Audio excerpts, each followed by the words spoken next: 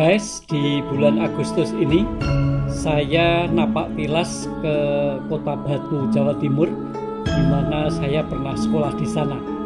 Saya akan sharing mengenai keadaan di Kota Batu. Ikuti ya Pak Desur ke Kota Batu ya. Thank you.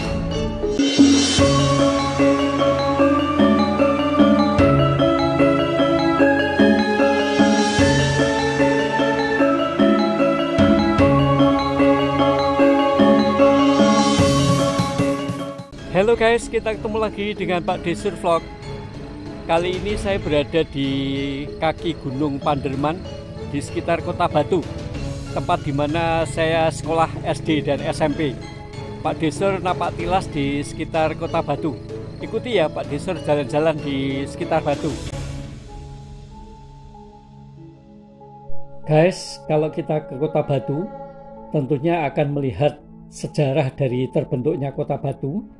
Kota Batu itu tampaknya terbentuk dari endapan lahar dari erupsi 5 gunung, yaitu Gunung Welirang, Gunung Arjuno, Panderman, Kawi, dan Butak.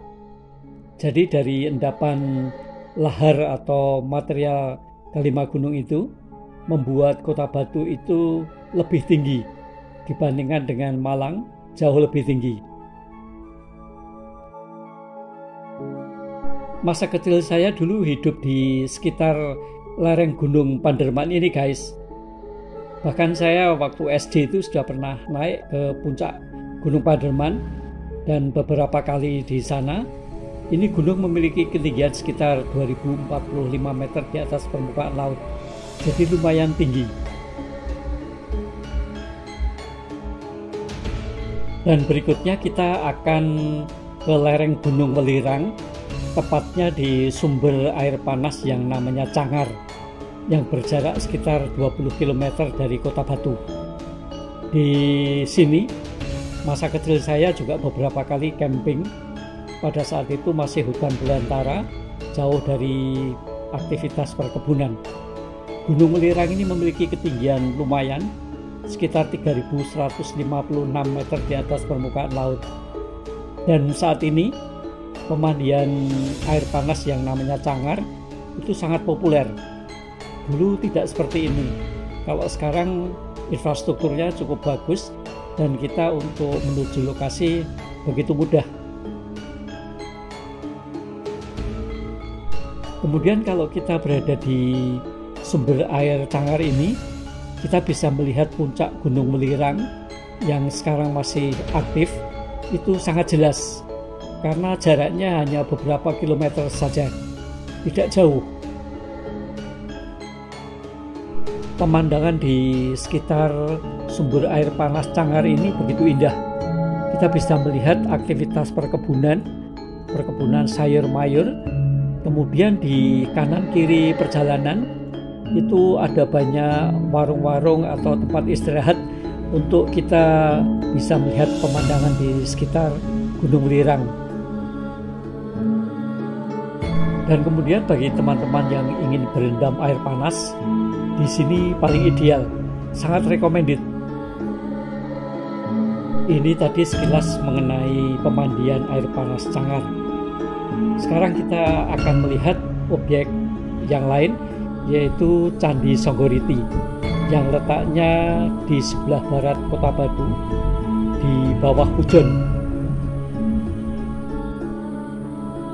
Mungkin banyak yang tidak mengira atau belum mengerti kalau di Kota Batu itu ternyata juga ada candi. Dan candi ini cukup indah, dibuat sekitar abad 9 atau 10 pada masa Empu Sendok. Bentuknya tidak terlalu besar, tapi cukup indah dan sekarang masih bisa kita lihat sisa-sisa kejayaan dari masa Empu Sendok ini. Ada yang unik di lingkungan candi ini yang namanya Candi Songgoriti. Di sekitarnya atau di bawahnya itu tampaknya mengalir atau ada sumber air panasnya, sehingga sumber air panas ini dimanfaatkan untuk pemandian air panas. Teman-teman yang pernah ke Songgoriti pasti paling tertarik dengan pemandian air panasnya. Konon kabarnya air panas ini yang ada di Songgoriti itu bersumber dari Gunung Kawi. Itu kalau kita baca ya. Dan ini terlihat airnya masih keluar. Dan kemudian di badan candi sendiri itu juga terdapat lubang yang berisi air. Keadaan candi sendiri itu sedikit rawan karena di samping kerusakannya karena adanya air panas yang mengandung belerang, juga berada di sangat dekat dengan lingkungan atau pemandian air panas. Itu tadi sekilas mengenai Candi Songgoriti, dan sekarang kita akan bergerak ke arah utara, yaitu Selekta. Selekta ini bukan saja objek wisata, tapi ini juga memiliki hubungan sejarah karena keberadaannya itu sudah ada sejak penjajahan Belanda sekitar 1928. Kemudian Presiden Soekarno itu juga pernah berada di tempat ini. Dan berikutnya adalah air terjun Coban Rondo atau air terjun Cobaan Janda.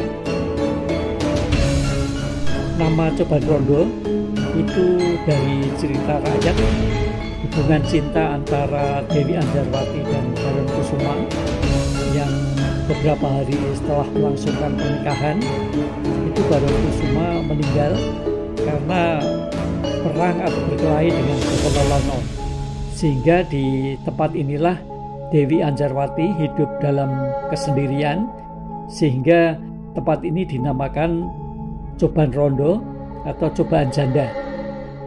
Kira-kira seperti itu guys perjalanan Pak Desur di sekitar Kota Batu.